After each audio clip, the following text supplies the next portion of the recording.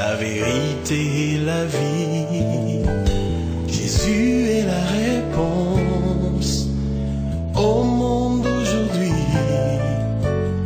Il est le chemin, la vérité et la vie.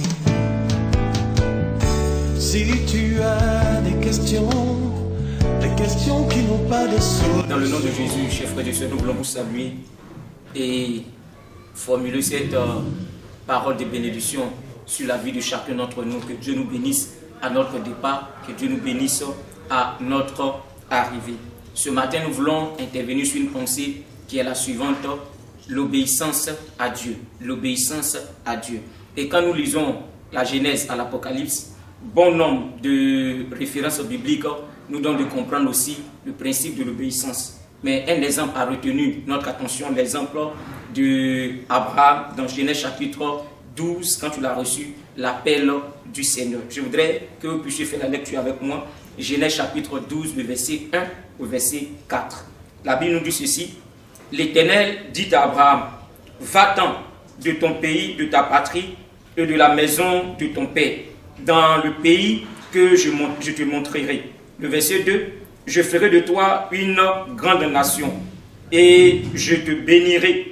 Je rendrai ton nom grand et tu seras une source de bénédiction.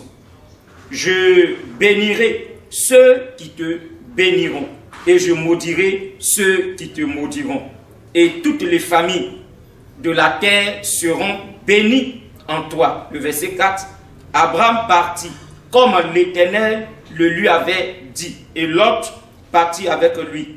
Abraham était âgé de 75 ans lorsqu'il sortit de Charan. Chers frères et sœurs, Abraham a reçu une pensée de la part du Seigneur. Il a reçu un appel du Seigneur de sortir de sa patrie vers une terre que lui, Abraham, n'avait jamais vue, dont Abraham n'avait jamais entendu le nom, si je puis m'exprimer ainsi. Mais quand nous lisons la vie de cet homme, nous voyons combien de fois cet homme a reçu les différentes orientations de la part du Seigneur. Il pouvait rester là, après cet appel, ne pas faire mouvement. Mais la Bible nous donne, chers frères et sœurs, en lisant la vie de cet homme, de comprendre ceci. Il a obéi au Seigneur, il a suivi les instructions du Seigneur et il a fait mouvement.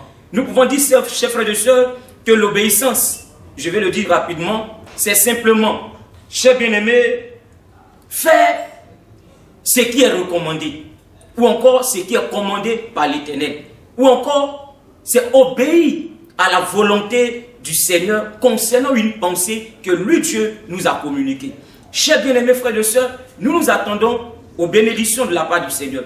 Nous nous attendons aux promesses de la part du Seigneur. Mais il est aussi important de réaliser que Dieu voudrait que nous aussi, nous puissions lui obéir. Quand le Seigneur parle de promesses, derrière la promesse, il y a obéissance. Quand le Seigneur parle de l'élévation, derrière l'élévation, il y a l'obéissance. Quand le Seigneur parle de prospérité, derrière la prospérité, il y a l'obéissance. Quand le Seigneur parle, bien-aimés frères et sœurs, de tout ce qui est comme grâce et faveur, il y a aussi une action de l'obéissance qui précède l'action que nous voulons voir dans notre vie. Dans Genèse chapitre 21, le verset 1 au verset 3, la Bible déclare, je paraphrase, que Dieu a exécuté, si je puis m'exprimer ici, la promesse qu'il avait faite à Abraham et à Sarah. Sarah a conçu un fils.